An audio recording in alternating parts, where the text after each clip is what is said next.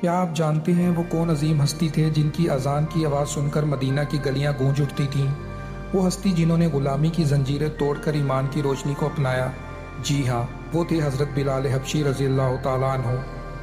مکہ مکرمہ کے ایک غلام تھے حضرت بلال حبشی رضی اللہ تعالیٰ عنہ۔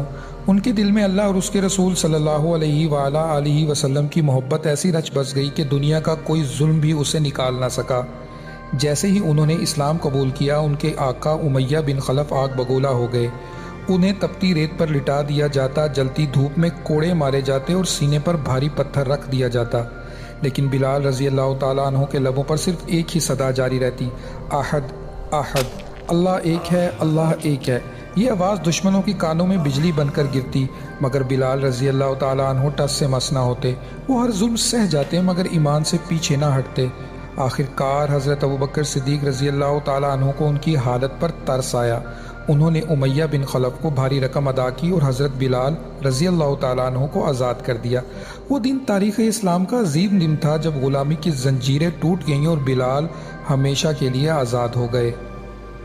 آزادی کے بعد حضرت بلال حبشی رضی اللہ تعالیٰ عنہ رسول اللہ صلی اللہ علیہ وآلہ وسلم کے قریب ترین ساتھیوں میں شامل ہو گئے۔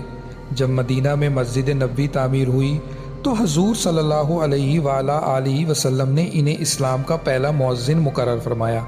ان کی دل کو چھو لینے والی اذان سن کر مدینہ کی فضائیں گونج اٹھتیں: اللہ اکبر، اللہ اکبر۔